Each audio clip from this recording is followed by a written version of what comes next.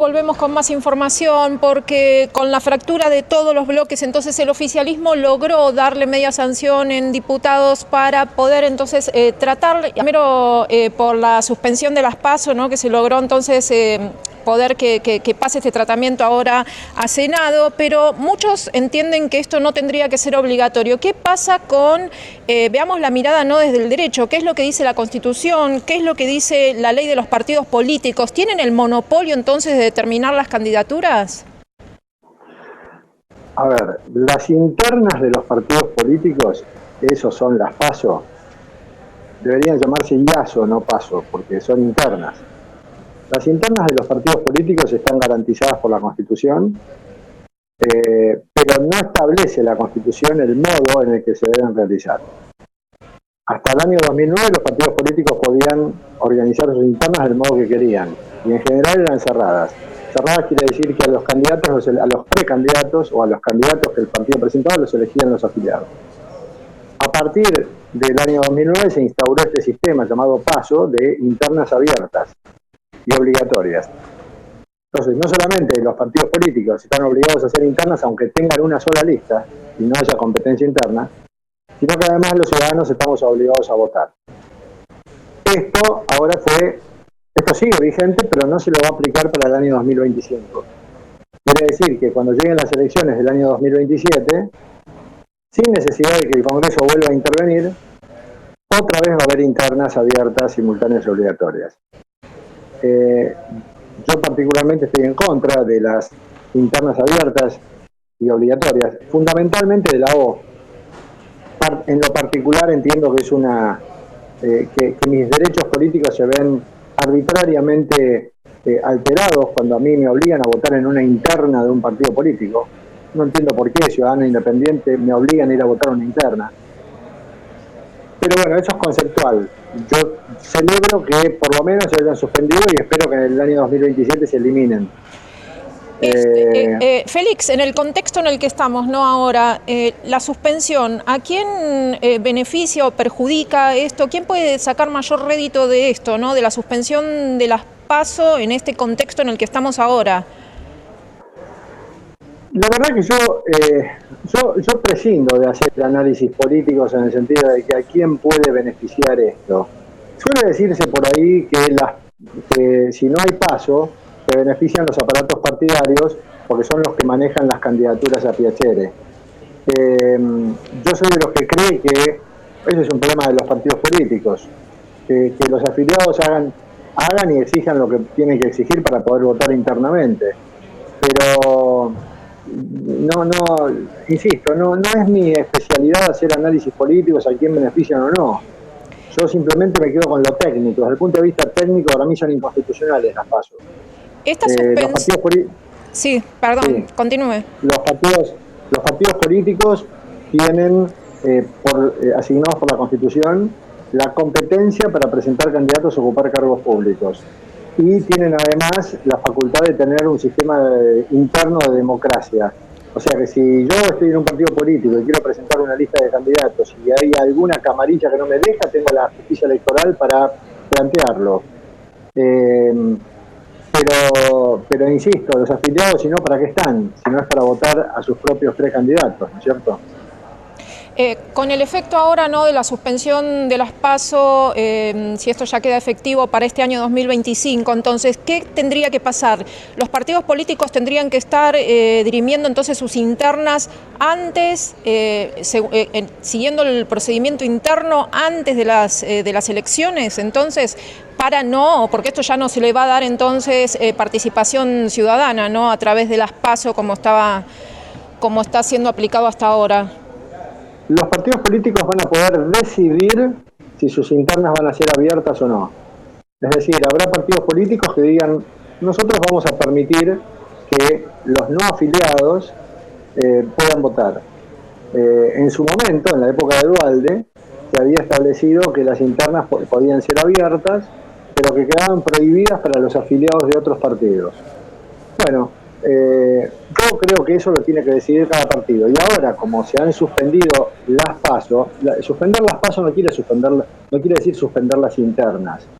Las internas se harán como se hacían antes. Lo que está suspendido es que sean abiertas y obligatorias. Está clarísimo eso. Ahora vayamos a otro de los aspectos, ¿no?, que también generó mucha repercusión y mucho revuelo, esta decisión, ¿no?, que ya adelantaron de sacar a la Argentina de la OMS. Ahí, ¿cuál es el impacto? Y esto se puede hacer por decreto, necesita pasar y medir sus fuerzas, de nuevo el oficialismo medir las fuerzas con la posición en el Congreso.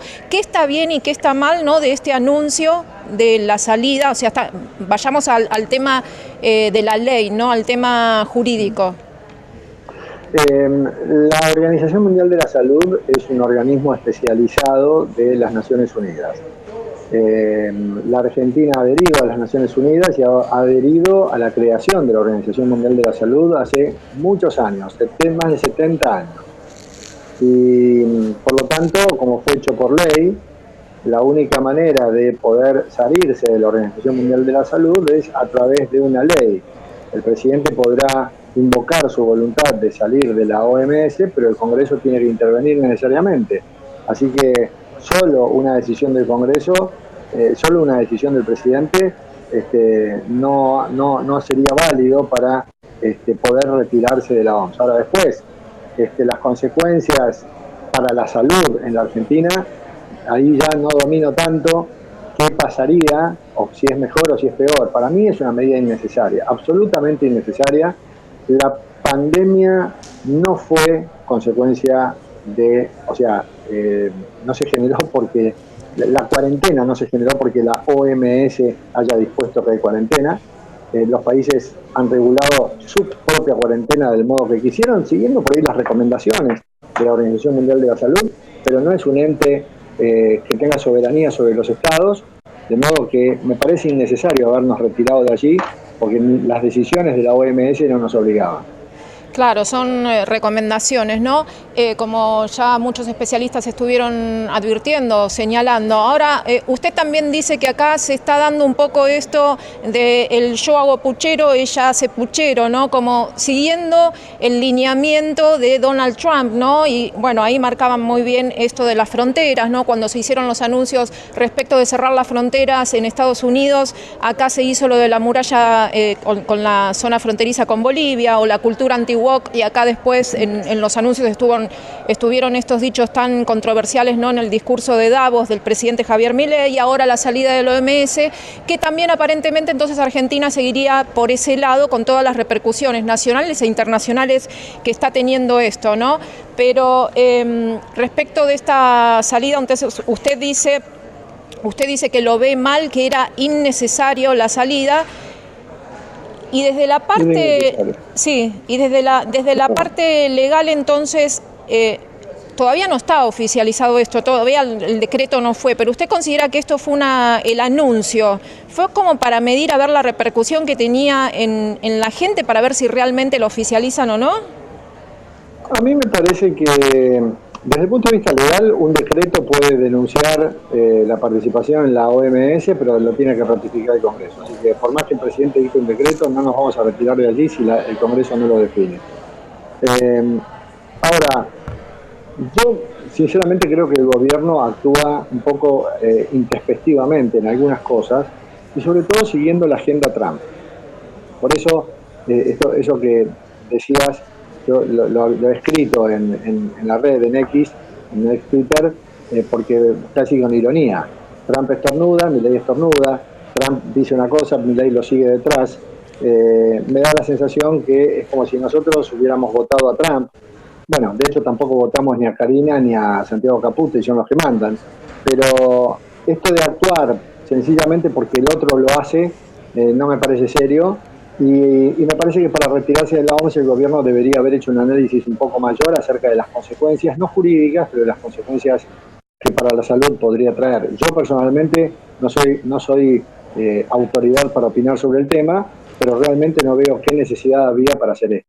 Y bien, cortito la última, le pregunto, Félix, a ver qué opina. ¿Esto podría ser viable, el anuncio que también hizo Milei, que se está preparando una denuncia, ¿no?, para llevar ante los tribunales internacionales al jefe de la OMS? ¿Esto sería viable desde la parte del derecho, ¿no?, jurídicamente hablando? Sí, es viable, pero no, la verdad que yo leí algo, pero no sé bien cuál es el argumento para que una denuncia internacional y ante quién, al jefe, al titular de la Organización Mundial de la Salud y por qué motivo. Me parece que es mucho bandereo, es mucho show que se hace, e insisto, creo que se lo hace siguiendo los lineamientos de Trump, que y yo no digo que esté mal que el gobierno se alinee con Estados Unidos, el presidente es el jefe del Estado y tiene la posibilidad de dirigir y conducir las relaciones exteriores, si lo quiere hacer que lo haga, pero la verdad que es muy alevoso, sobre todo porque la persona a la que Trump sigue, que es el presidente nada menos que de los Estados Unidos, tiene su propia impronta. Entonces, nada bueno puede surgir de presidentes intempestivos que actúan por impulsos más que por razonamientos. Bien, Félix, le agradecemos mucho por este contacto y por habernos atendido hoy. Muchas gracias, buen fin de semana. Hasta luego, gracias.